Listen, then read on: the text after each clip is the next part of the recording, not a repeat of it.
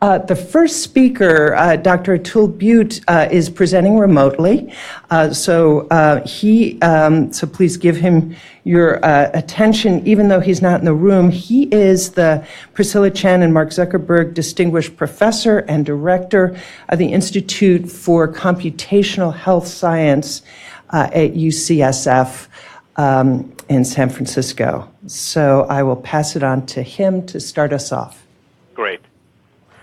Great, thanks. I'm assuming you have my slides up there. Thanks for that introduction, and thanks for tolerating me remotely. I just have way too many trips to Washington.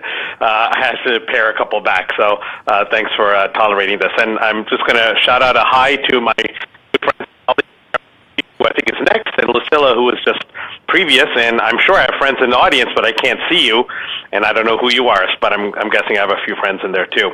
Anyway, I have 20 minutes, and then I'll be back online for the panel discussion at the end as well.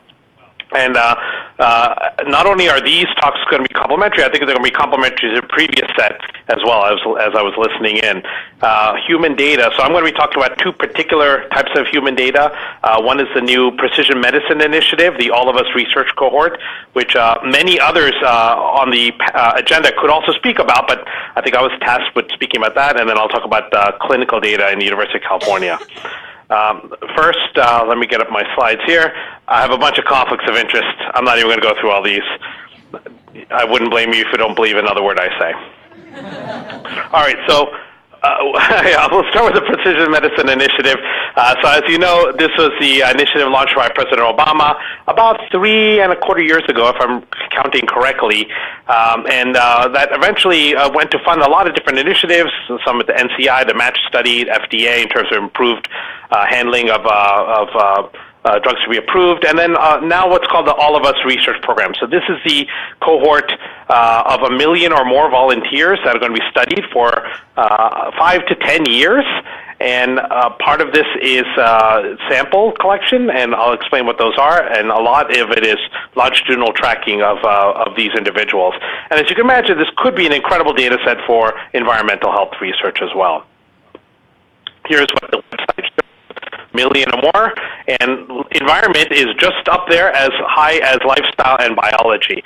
And really the intersection of these three factors and how people get disease, my take on this is going to be mostly healthy people that sign up for this. There are going to be some not healthy people as well, but I'm guessing a lot of direct volunteers that are healthy, and this will really track over 5 or 10 years how they end up getting diseases, typically chronic diseases, let's say heart disease or cardiovascular or metabolic disease. These are 6 major components of the All of Us Research Program, and just to be very clear, I am just a minor player in this enormous enterprise of healthcare provider organizations, the tech folks developing the systems for the apps and for patient or participant information collection. The Data Research Center is housed at Vanderbilt. The Biobank is housed at Mayo. And communications and engagement run by many different professional communications organizations. I'm pleased, and Lucilla knows this, obviously. We are part of this as the University of California as one of these cohort regional programs. The California Precision Medicine Consortium all went in as one, with most of the University of California medical systems participating, as well as Cedars-Sinai, Los Angeles, San Diego Blood Bank, and the USC down at the bottom, and then the rest of the UC Health systems. The idea here is that this will reach about 10,000 Californians of a wide range of diversity as being volunteers into the system. The beta testing has now begun. They have recruited thousands of individuals. I think at last count, more than 10,000 individuals, and that's a public number. I was told that I can say that. And a launch is expected, a real national launch is expected in the next few weeks or months, sometime this year. There is an approved protocol. If you're curious, what exactly are they going to acquire on 1 million or more volunteers? This is the link. It's not hard to find off the main website. And the current approved protocol is to reach adults 18 years or older in the United States or our territories, no children yet, and no folks in prison. The outreach that's planned is TV, advertisement, web advertisement, print, social media. And there's two major ways to enroll into the system. The anticipated half are going to be through healthcare provider organizations. So, for example, UCSF, UC San Diego, and all the others will try to convince their patients to sign up for this program. That will yield a couple dozen a day, let's say, at the highest rate. And those volunteers will get blood and urine. I'll explain that in a second, as well as get registered into the app to enter in, and website to enter in data about themselves. The other half will get recruited as direct volunteers. So these are folks that would see the advertisement and then go to a local provider. Typically, it would probably be Walgreens, and they would get plugged in to sample collection, brief examination through that method. And eventually, these two two streams of participants get the same experience, though they enter in differently. There's electronic consenting. There is a physical exam. Right now, a one-time physical exam, just looking at body anthropomorphics, so waistline, height, weight, that kind of thing, blood pressure. The participant provided information includes geolocation as part of the app. At least this is what's planned. This could end up just being questions about where do you live and where do you work, so it might not be real-time GPS.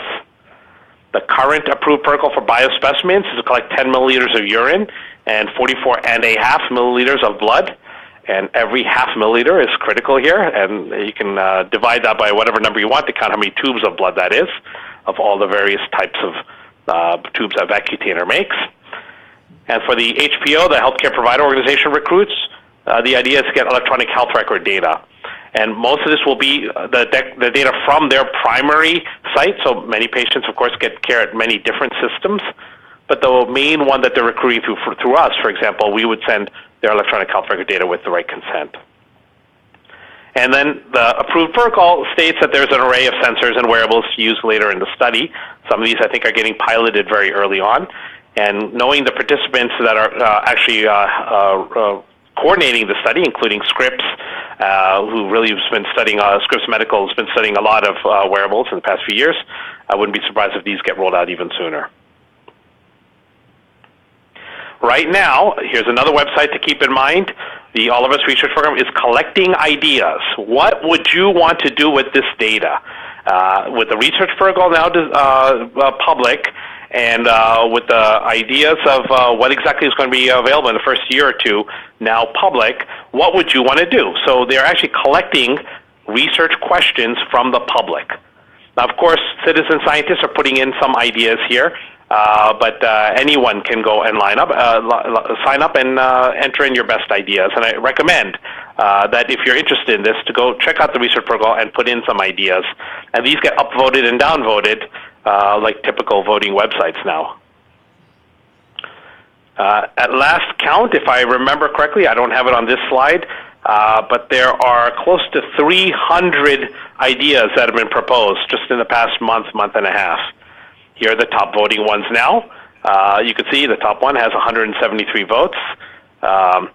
Looking at vulvar pain, vulvodynia. Not sure how much data they'll be able to collect to answer that question, but clearly a lot of people voting that one up. The second vote one is for reducing social inequities. Here's one with 82. Oh, this is the top one that I saw that has to do with environmental health, given the topic of this, the broad topic of this workshop, receiving 82 votes. So it's a little bit down there. It's like number 9 or number 10 on the list. How can we identify and assess environmental or genetic risk factors that lead to child or teen stress? Of course, some part of the blood will be used for genetic testing. It could be genotyping, it could be exome sequencing. I think that's still being determined. And of course, the cost of those goes up. So the All of Us Research Program at the NIH level is looking for partners to help fund some of these measurement modalities as well. All right, so let me end with that, and let's switch gears to clinical data. So one of my tasks in the University of California Health System is to think more about our electronic health record data. I know Lucille talked a little bit about that, and I heard some of the questions as well. And what I'm talking about now is the other source of human data I wanted to cover, which is electronic health record data. And this is different from claims data. So here's an example of a claim. And I think about claims a lot. These are the bills that healthcare institutions send.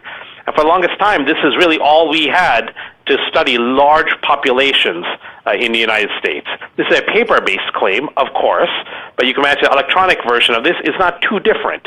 There are some procedure codes and some diagnosis codes and some dates and some demographics up at the top. What we're talking about now is to switch to electronic health record data. And of course, you know that we as a country have been spending billions of dollars collecting this EHR data. Here are 3 examples shown on this slide.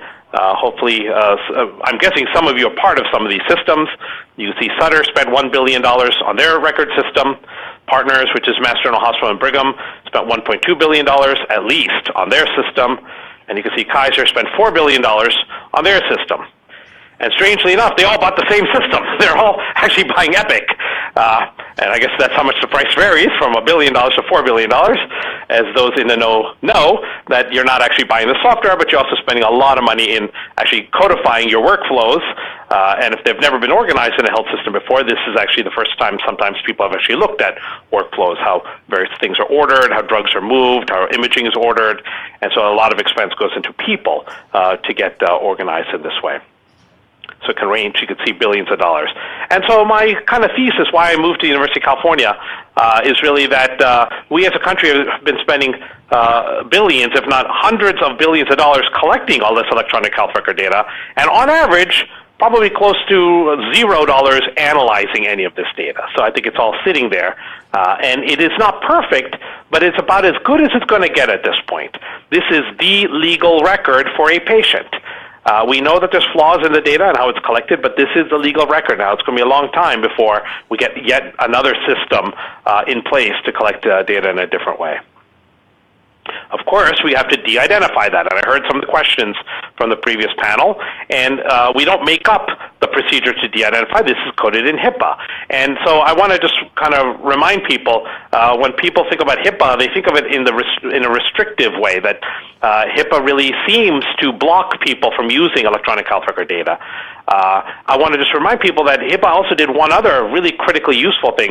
It actually standardized our way to de-identify and access that data. So before HIPAA, every state, every hospital system, every region was doing something completely different. And now with HIPAA, we actually have a consistent way. You might argue that is a burdensome way, but it is just paperwork in the end. If you follow by the rules and believe in the paperwork, then you could get access. If you have authority to have access, for example, being in a healthcare institution. Here are just some of the criteria that are coded in federal law, how we have to de-identify here. And you can follow the link to see the actual federal rules. So what we're building now is on an amazing system that Lucilla, again, I'm going to toot her horn. Lucilla and many others in the University of California built a system called UC Rex, which enabled the University of California to really look at each other's patient record data across the UC health system. So this is UCLA, UCSF, Irvine, Davis, and San Diego. And now Riverside is our 6th medical school slowly coming online. But going beyond just counting patients, we really want to centralize the data. But this really gave us a start in terms of harmonization. We would never be anywhere if we hadn't made this kind of progress as a system with UC Rex. You can see the numbers quoted here. We do have electronic health record data on more than 15 million patients in the University of California health system.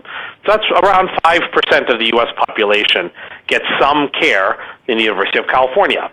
Now, I'll be the first to admit, most of them just get a flu shot with us and probably get nothing else.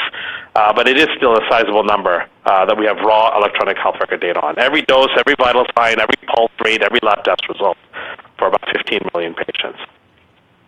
Where are we going to next? Let's see here. Let me make sure you're getting my slides here. Yep. Where we're going to next is now to get a central data warehouse. So you can see the 6 circles there at the bottom, the 6 sites, each of the systems, making a central data warehouse now. I kind of wouldn't be an IT person if I didn't show you a slide like this. And while I love being an academic, and believe me, I have to write papers and grants like many of you, so I'm an academic, It is amazing how much faster this moves when you have a business reason to do this, beyond an academic reason. And so the University of California has stated publicly that we've teamed up with United Health to create a single accountable care organization for the entire University of California in the next 5 to 10 years. So this is not going to happen tomorrow or later this year, but our aspiration is to build a single accountable care organization. And once you have that business reason, then all of a sudden you need to understand what is the care being delivered on each other's campuses. What is that variation in care? And that's why we're really doing this. This is proof that it actually works. This is just geocoding of all 2 to 3 million active patients in the University of California health system. So green is UCSF, blue is UC Davis, yellow is UCLA, or light blue is UC Irvine, and orange is UC San Diego, and Riverside is a little bit to the west, to the east of that. And you can see our patients in Las Vegas and many other cities actually in the United States, and some of the sickest patients here. Demographics, geolocation, all that can be done now.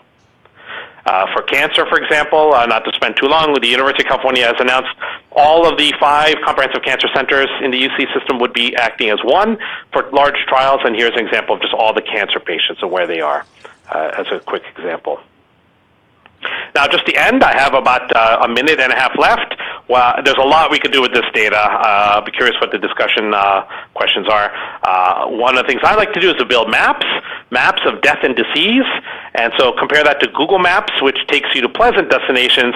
I build maps to figure out how you're going to die in the state of California. And here's an example of maps with real California data made by Hannah and Jay. On the top left, you can see patients show up with alcoholism. If you go to the bottom right, you can see an arrow within a year. A bunch show up with liver disease and cirrhosis, and maybe they zigzag back to the left to get liver abscesses. And the squares mean that you died of those conditions. So, it's kind of rare to die of alcoholism in our system, but you typically could come back in a year or two and end up with liver disease or liver abscess, and you can die of those. So that's what the squares mean. The maps get more complicated. So here you can see patients showing up with heart attack. You can see you can die right away of a heart attack on the left, or you can go to the top and end up with heart failure. So the heart as a pump is not strong enough anymore. You can die of that. Or the fluid starts to back up into your lungs. That's the orange circle. And then it's amazing. 3 years after that heart attack, you end up all the way at the right and end up with sepsis. So that's a whole body infection. Maybe I was a naive pediatrician. I didn't really take care of a lot of patients with heart attack in my clinical training, but I thought if you had a heart attack, it was probably the heart that killed you. But it is interesting how many patients die of sepsis actually 3 years later. If you don't take the northern route through your lung disease, you take the southern route and go through your kidney and kill your kidney and end up with sepsis that way. So that's why there's multiple ways to get the sepsis.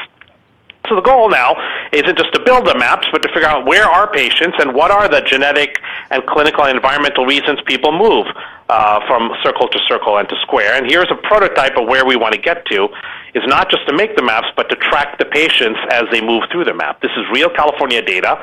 As patients are getting older, you can see patients are moving from circle to circle to circle. Now they're starting to die. They're in the 70s and 80s. A whole bunch are going to get sepsis at that top purple circle. And now they're going to die. There they go. And the idea now is not just to track the patients, but to actually do something about it. Predict what's going to happen in the next 90 days, what's going to happen in the next year, and actually do something about it. That, to me, is going to be the new definition of an accountable care organization. One that knows its 15 million patients, knows where they live, knows the environmental factors, and actually can try to do something about preventing all this disease. I have to thank an enormous number of people who helped with the clinical data warehouse, too many names to show and to go through one by one. And to thank UCSF for endowment support, NIH funding, and all the rest of the funding agencies here. So how about I just stop there? Thanks.